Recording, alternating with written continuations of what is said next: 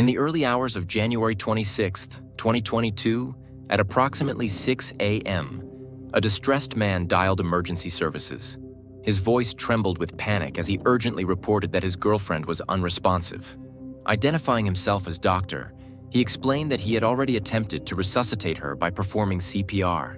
While staying on the line, he continued his attempts to revive her, his growing frustration evident in his increasingly frantic efforts. Within minutes, first responders arrived at the scene. However, as they assessed the situation, it became painfully clear that nothing more could be done. The young woman, later identified as Sarah, had passed away several hours earlier. Dear viewers, please don't forget to like, leave a comment under the video, and subscribe to the channel so as not to miss new videos. This is very important to us. Join us as we explore a real case involving Sarah Jane Harris. She was born on December 5, 1996 in Rockville, Montgomery County, Maryland. She was the youngest of 4 siblings in the loving and close-knit family of Tina Lynn and Mark Harris. She grew up alongside her older sisters, Victoria and Rachel, and her brother, Christopher. From an early age, Sarah displayed an independent nature and an intense drive to succeed. She was fiercely ambitious, excelling academically with a particular passion for biology and anatomy. As a teenager, she became resolute in her decision to pursue a career in medicine. Her teachers and mentors recognized her as a prodigy, frequently praising her intellect and commitment. They predicted she would achieve great things and leave a lasting impact in the medical field. Languages also came naturally to Sarah. With an impressive aptitude for learning, she swiftly mastered both French and Spanish, speaking them fluently by the time she reached high school. Her linguistic skills gave her an edge in various aspects of life, from communicating with diverse groups to broadening her professional aspirations. Despite her academic commitments, Sarah was determined to be self-sufficient from an early age. At just 16 years old, she took on her first job as a promotional representative at a well-known local toy store. She entertained children by dressing up as beloved Disney princesses and other fairy tale characters, a role she found both enjoyable and fulfilling. One day, while performing at the store, a modeling scout noticed Sarah's striking features, flawless posture, and natural elegance. He saw in her the potential for a lucrative career in modeling and approached her with an invitation to attend an audition. Initially hesitant, she eventually agreed, intrigued by the possibilities the fashion industry might hold. From that moment, Sarah's journey in modeling began, leading her into a new and exciting world. Sarah's breathtaking appearance and perfectly proportioned figure quickly gained attention. Offers for photo shoots poured in, and she soon secured several advertising contracts. Her career in modeling began to flourish, and with each passing year, she grew in popularity. However, despite the growing success in the fashion industry, she remained committed to her dream of becoming a doctor. Juggling her studies with modeling gigs, she continued to push herself academically, researching colleges and universities that would provide the best education for her medical aspirations. Friends and acquaintances often described Sarah as sociable, lively, and brimming with energy. She had an undeniable charm that drew people to her, yet she was selective with whom she let into her personal life. She had a deep love for the arts, indulging in painting, music, traveling, and dancing. Her natural curiosity made her eager to explore the world and experience different cultures. Though she had admirers, Sarah rarely prioritized romantic relationships, preferring to focus on her studies and work. Her aspirations always took precedence. By 2020, at the age of 23, Sarah had already achieved what many could only dream of. She won her state's beauty pageant, earning the coveted title and crown of Miss Maryland. At the same time, she was completing her university education and had secured an internship at an esteemed private dental clinic. On the surface, she had it all: intelligence, beauty, a promising career, and an enviable future ahead. But beneath this picture-perfect facade, a much darker reality was unfolding. Sarah's older sister, Rachel, with whom she shared a particularly close bond, would later reveal chilling details that many in Sarah's life never suspected. According to Rachel, Sarah had been harboring a hidden struggle for years. It had all begun when she was just 16 years old. Around the time she got her first job and started earning her own money, she secretly began experimenting with various substances. At first, it was seemingly harmless, over-the-counter medications from the family's home medicine cabinet. But when taken in excessive doses or mixed with other drugs, they produced effects that fascinated her, creating sensations she had never experienced before. As Sarah became increasingly intrigued by these altered states of mind, she started associating with an older and more questionable crowd. These new acquaintances, many of whom were already involved in prohibited substances abuse, exposed her to stronger prescription medications. Before long, what had started as innocent curiosity evolved into a dependency. Her struggles intensified as she began to experience anxiety disorders, erratic mood swings, and a deepening reliance on substances. At night, she battled relentless insomnia, haunted by recurring nightmares. Chronic depression began to take hold, clouding her thoughts and draining her once boundless energy. Despite these afflictions, she continued to excel in school and maintain her job, giving no outward indication of the turmoil she was enduring. The only person aware of the depth of her struggles was Rachel, who had sworn to keep her secret from their mother. It was a silence that would come at a devastating cost. By the time Sarah turned 18, her family had started to notice alarming changes in her behavior. Her once vibrant personality had begun to dim. She exhibited severe mood swings, one moment laughing, the next breaking down into tears or erupting into sudden bouts of aggression. The unpredictability unsettled those around her, and her loved ones grew increasingly concerned. Despite their worries, her mother, Tina, refused to believe that her daughter might be involved with controlled substances. Instead, she attributed Sarah's erratic behavior to stress and the pressures of balancing school, work, and modeling. Eventually, Sarah's family insisted she seek professional help. After undergoing thorough evaluations and multiple consultations with psychiatrists, she was diagnosed with bipolar disorder. The diagnosis provided a possible explanation for her erratic moods, and she was prescribed medication to help regulate her condition. For a short time, she followed the doctor's recommendations, hoping to regain stability. But secretly from her family, she did not give up the stronger substances to which she had already become addicted. As Sarah's dependency continued to escalate, her life became a delicate balancing act between maintaining appearances and battling her inner demons. By 2018, still a dedicated college student, she found solace in escapism, often seeking brief moments of joy in social events. That summer, she attended a highly anticipated rock music festival in a neighboring state with a group of close friends. The vibrant atmosphere, electrifying performances, and sheer energy of the event offered her a temporary reprieve from her struggles. It was there, amidst the roaring guitars and flashing stage lights, that she met Henry Peterson, a charismatic and enigmatic musician whose presence was as compelling as his talent. Almost instantly, Sarah felt an undeniable connection with him. The attraction was magnetic and mutual, and they spent the remainder of the festival inseparable. When the event concluded, neither of them wanted to say goodbye, so they exchanged phone numbers and promised to keep in touch. Despite her striking beauty and undeniable popularity, Sarah had little experience in romantic relationships. Henry became her first serious love, a relationship unlike any she had ever known. He was nearly 7 years older, but the age gap hardly mattered. Their connection was built on shared interests: music, art, deep conversations about life, and a passion for adventure. However, there was one major complication: distance. Henry lived nearly 10 hours away, a fact that loomed over their budding romance.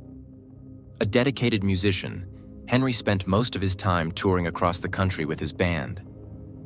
Meanwhile, Sarah remained tied to her studies, work, and increasingly complicated personal struggles. Their meetings were infrequent, stolen moments when Henry could afford to travel to her. When together, their time was magical, but when apart, they relied on phone calls, late-night texts, and social media messages to stay connected. They made promises about the future, even discussing the possibility of starting a family. Yet the strain of distance and Sarah's unpredictable mood swings gradually took its toll. The relationship began to waver under the weight of her worsening dependency. Henry, despite his deep feelings for Sarah, grew more and more worried about her well-being. After nearly a year and a half together, he made the painful decision to initiate a breakup, citing concerns over her emotional volatility and growing reliance on substances. Though heartbroken, Sarah understood. Even after their romantic relationship ended, Henry remained a source of unwavering support.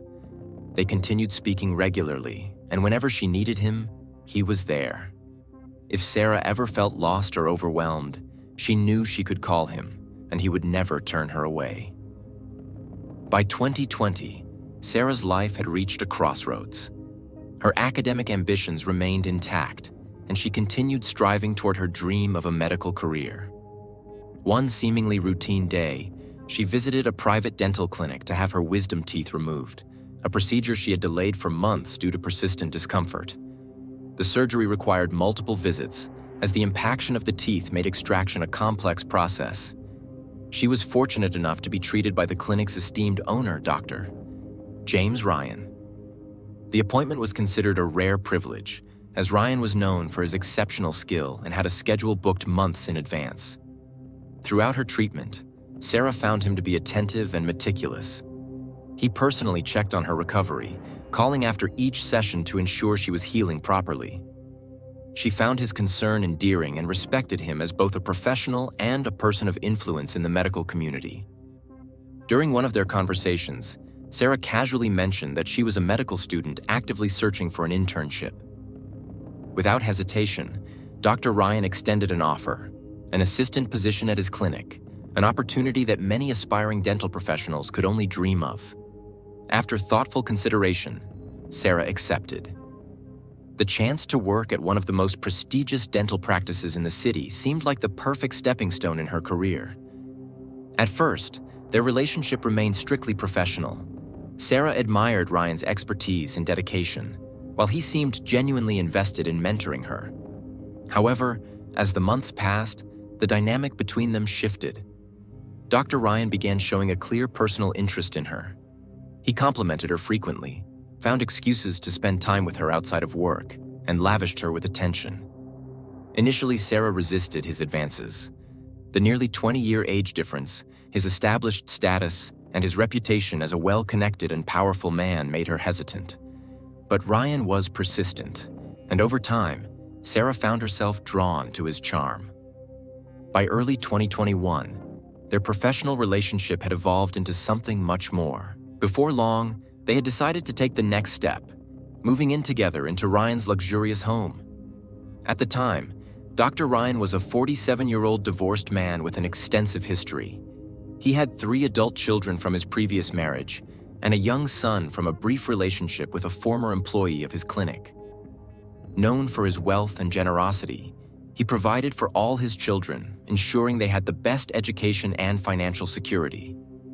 To those around him, Ryan was a respected doctor and a refined gentleman, but he also carried a reputation for being a notorious ladies' man. Ryan's clinic was one of the most well-known and sought-after dental practices in Montgomery County. The clinic's high-end services came at a steep price, yet its elite clientele had no hesitation in paying for the promise of flawless results. Patients often waited months for an appointment, and the waiting list continued to grow due to the overwhelming demand for Dr. Ryan's expertise. When Sarah started dating Dr. James Ryan, her friends saw her as incredibly fortunate. He was wealthy, influential, and seemingly devoted to her. The relationship came with many perks: lavish gifts, luxury resort vacations not just for Sarah but for her entire family, and even a high-end car, which he presented to her on their first anniversary. The opulent lifestyle quickly consumed Sarah. Soon after they became an official couple, her professional responsibilities at the clinic dwindled. She rarely came to work, yet her paycheck arrived as usual. Instead of assisting in treatments or handling patient files, she spent her days indulging in shopping sprees, spa treatments, and expensive getaways, fully immersed in a world of luxury that few could ever dream of. Everything seemed picture perfect until tragedy struck in a way that no one saw coming. On January 26, 2022, at approximately 6 a.m., an anxious and distraught man dialed emergency services, his voice trembling as he reported that his girlfriend was unresponsive. He identified himself as Dr. James Ryan and claimed that he had attempted CPR but was unable to revive her. His pleas were urgent, desperate even, as he begged paramedics to arrive as quickly as possible. However, when first responders reached the scene, the reality was grim. Sarah had already passed away several hours prior. Her lifeless body was found on the living room floor, lying motionless near the couch. The scene was unsettling. There were no apparent signs of physical injury or trauma, but Sarah's physical state was alarming. She appeared extremely thin and frail, a stark contrast to the vibrant young woman many had known. Nearby, James was visibly shaken, his face pale and streaked with tears. He kept repeating the same words. She had suffered an overdose.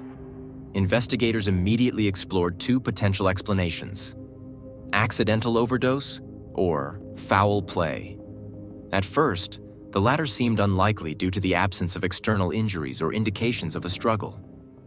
Initial observations pointed toward the conclusion that Sarah had consumed a lethal dose of powerful substances on her own. According to James, the previous night had been uneventful. He claimed that they had spent the evening together watching television, a common routine.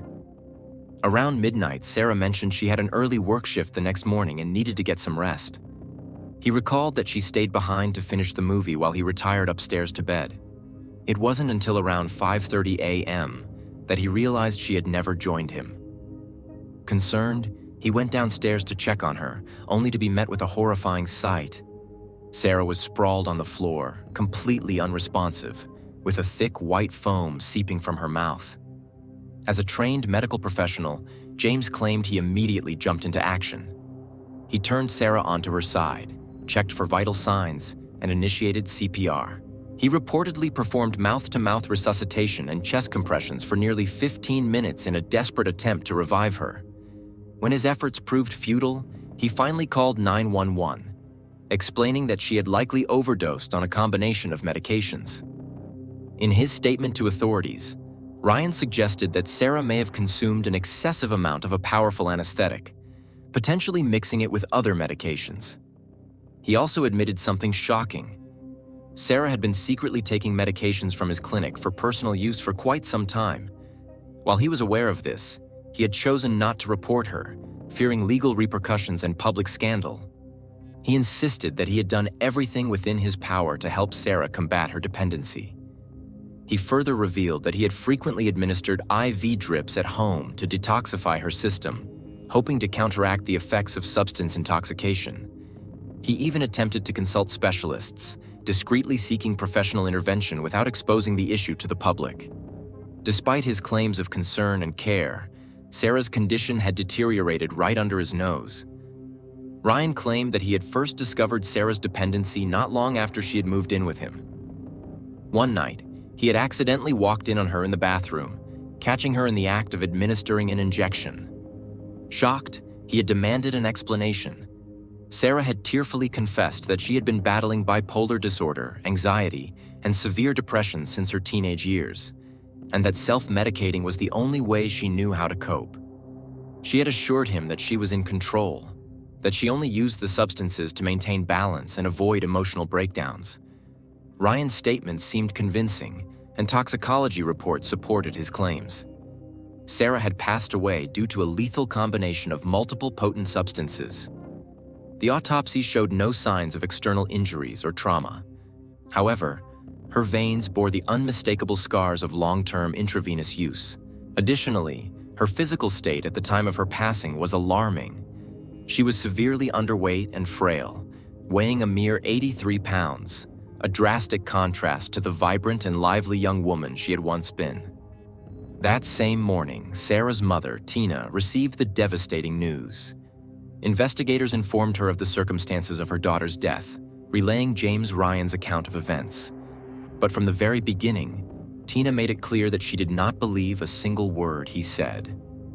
Overcome with grief and anger, She immediately placed blame on James, convinced that he was responsible for what had happened to Sarah. She had always harbored a deep distrust of him, feeling that there was something predatory about his interest in her daughter. Tina had her own version of the events leading up to Sarah's death, one that painted James Ryan in a far more sinister light. According to her, Sarah had never truly loved him. Instead, he had meticulously manipulated her, using wealth and influence to ensnare her in a web of dependence, ensuring she would never leave him. 2 years prior, Sarah had been referred to Ryan's clinic for a routine dental procedure, the surgical removal of her wisdom teeth. At the time, she was a bright and ambitious young woman, focused on her medical studies. From their very first meeting, however, James Ryan's interest in her had little to do with professional care. He pursued her relentlessly, first as a patient and then as a young woman he wished to possess. He called her daily, sent flirtatious messages, and made it abundantly clear that he was drawn to her. When he learned that she was searching for an internship, he wasted no time in offering her a prestigious position at his clinic, complete with a generous salary and exclusive access to high-profile clients. To Sarah, it was an opportunity too good to pass up, and despite her mother's unease, she accepted the offer without hesitation. Tina, however, remained deeply suspicious. She tried to warn her daughter, attempting to have a serious conversation about the dangers of getting involved with an older, powerful man. But Sarah dismissed her mother's concerns, insisting that their relationship was strictly professional. At first, that seemed to be true. Their interactions were nothing more than a close mentorship, until they weren't. By late 2021, their relationship had escalated beyond a professional partnership. As New Year's Eve approached, Ryan invited Sarah to an exclusive high-end restaurant. There, in the midst of a luxurious setting, he presented her with an extravagant diamond ring worth a small fortune. That night, he professed his love, asked her to be his partner, and suggested that they move in together. Up until that moment, Sarah had accepted his gifts with polite gratitude, but she had never fully reciprocated his affections. Yet something about that night changed everything. Whether it was the weight of expectation, the pressure of his generosity, or a simple resignation to the lifestyle he was offering, Sarah agreed. Within a month of moving into his estate, James gifted her a brand new Mitsubishi, solidifying her transition into a life of luxury. To Tina, this was nothing more than a calculated ploy. James wasn't winning Sarah's love. He was buying it. And he wasn't just providing for Sarah. He was lavishing gifts and expensive vacations on Tina and her other daughters as well, strategically disarming them and lowering their defenses. Before they realized it, they had been pulled into his orbit, their suspicions dulled by his seemingly endless generosity. But James had uncovered something else, something far more dangerous than Sarah's affection: her addiction. Before long, Ryan became aware that certain controlled substances were vanishing from his clinic's storage. Initially, he chose to ignore it. But when he eventually caught Sarah in the act, rather than reprimand her, he enabled her. He never reported her theft, nor did he intervene to stop her from using. According to Tina, this wasn't negligence, it was intentional. Sarah had become reliant on the substances, and James knew it. Rather than risk losing her, he kept her supply steady. Tina was convinced that he was the one who had first introduced her daughter to injectable prohibited substances, pulling her deeper into dependency so that she would remain under his control. There was one memory, in particular, that haunted Tina. A chilling confession James had made during a family trip to Hawaii. One evening, after drinking too much, he let something slip. He admitted that the first time he had ever seen Sarah was not at his clinic, but years earlier, when she was just a teenager. She had been working at a local toy store, dressed as a princess for a promotional event. At the time, he had been there with his children, and yet, something about her had captivated him. According to Tina, he had been obsessed with Sarah ever since, silently plotting to entangle her in his world. Despite these suspicions, authorities never conducted a formal search of James Ryan's home. Instead of conducting a thorough search, investigators performed only a brief walkthrough of Ryan's home, failing to examine critical areas or seize potential evidence. The initial findings appeared to support Ryan's version of events. Prescription medications were found not only in Sarah's purse and bedside drawer, but also scattered throughout her car and the house. Additionally, investigators discovered discarded syringe wrappers, tourniquets, IV solution bottles, and other paraphernalia that further reinforced the assumption that Sarah had been using substances for an extended period. Several empty vials and ampules lay near Sarah's body, and traces of these substances were later detected in her system. It appeared as though she had administered them to herself shortly before her passing. The combination of medications ultimately led to her untimely death, or so the authorities concluded. As detectives combed through Sarah's belongings, they found a series of troubling text messages on her phone exchanged with her former boyfriend, Henry, whom she had remained close with despite their breakup. In her final texts, Sarah confided in him about her escalating depression and hinted at the possibility of making a tragic decision to end her suffering. Investigators interpreted these messages as confirmation that Sarah had been contemplating about the bad. With no obvious signs of foul play and no further evidence linking Ryan to any wrongdoing, the case was swiftly closed. No criminal charges were filed, Ryan's home was not designated as a crime scene, and he was released without any legal repercussions. Because of this swift determination, law enforcement failed to seize Sarah's personal belongings for further examination. Her phone and laptop, potential gold mines of information, were not taken into evidence, leaving significant questions unanswered. Sarah's family was outraged. They strongly disagreed with the investigation's findings and remained convinced that Dr. James Ryan was directly responsible for her tragic fate. To them, the case was far from open and shut. Determined to seek justice, Sarah's mother, Tina, and her sisters took matters into their own hands, launching an independent investigation in hopes of exposing the truth. Tina returned to the police station, hoping to provide additional testimony that might prompt officials to reopen the case. She shared disturbing details about the drastic changes she had observed in her daughter after she moved in with Ryan. According to Tina, Sarah underwent a shocking physical and emotional transformation, becoming a shadow of her former self. By the summer of 2021, her weight loss was impossible to ignore. While Sarah had always been slim due to her modeling career, she had become frighteningly thin, her once radiant complexion replaced by a ghostly pallor. That October, James took Sarah and her mother on vacation to Florida, a seemingly generous gesture that masked a much darker reality. During the trip, Tina noticed that, despite the warm, tropical climate, Sarah insisted on wearing long-sleeved clothing at all times. This struck her as odd, but she didn't immediately press the issue. However, upon their return home, things took a more alarming turn. Just days later, Sarah called her mother in the middle of the night, speaking in a dazed and disoriented manner. Alarmed, Tina rushed to Ryan's house and found her daughter barely coherent. Her speech was slurred, her body weak, and her movements uncoordinated. It was in that moment that Tina first noticed the marks on Sarah's arms. She was horrified to see the bruises, track marks, and puncture wounds covering her daughter's skin. Scattered around the house were empty vials and ampules. Convinced that James had been supplying Sarah with dangerous substances, Tina wanted to alert the authorities immediately. She took photographs of the evidence, desperate to document what she had found. But Sarah begged her not to go to the police. Through tears, she insisted that everything was under control and that James was actually trying to help her, not hurt her. To appease her mother, she agreed to return home for a while, but within days, she went back to Ryan's house, falling even deeper into his grasp. Then, on December 13th, the nightmare repeated itself. Once again, Sarah called her mother in a highly disoriented state, barely able to form coherent sentences. Panic-stricken, Tina rushed over once more, only to find an even more disturbing scene.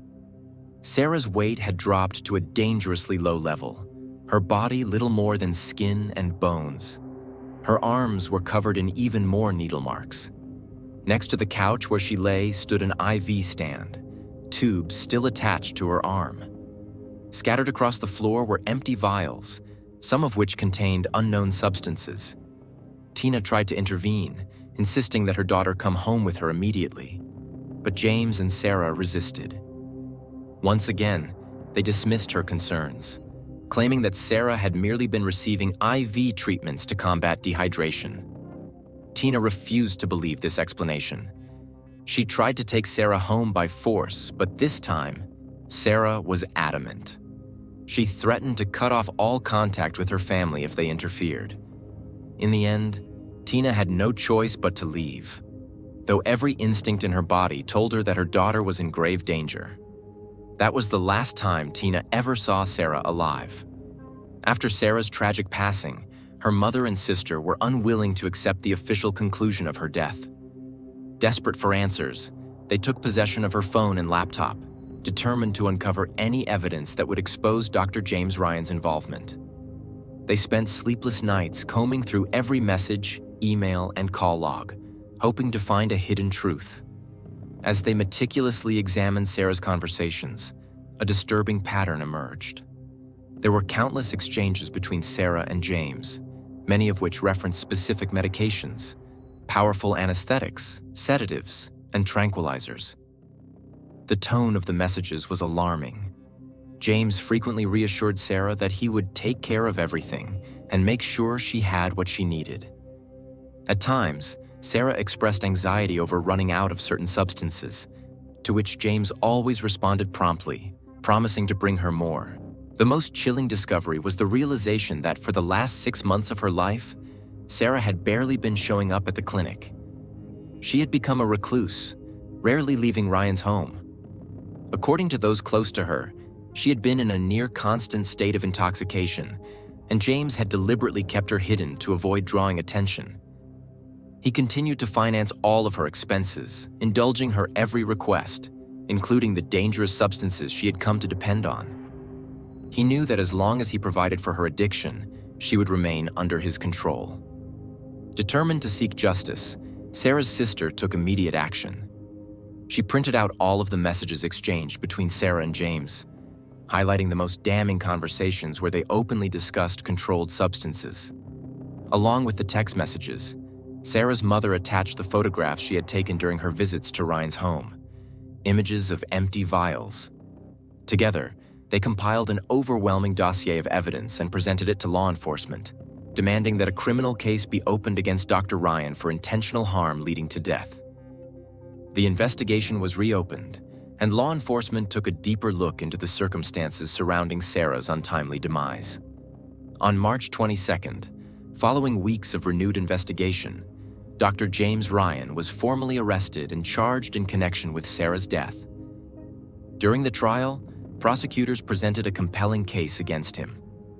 The evidence showed a clear pattern of manipulation and control, portraying Ryan not as a concerned partner, but as a man who had knowingly fueled Sarah's addiction for his own selfish reasons. Witnesses described how Sarah had become isolated under his influence, cut off from friends and family, completely dependent on him for survival. The jury was particularly struck by the mother's testimony, detailing her desperate attempts to save her daughter. On August 25th, 2023, after weeks of emotional testimony and legal battles, the court reached a verdict. James Ryan was found guilty of second-degree homicide, as the jury determined that he had been fully aware of the life-threatening consequences of his actions. The sentence was severe. James Ryan was sentenced to 45 years in prison, with the possibility of parole no earlier than 30 years into his sentence.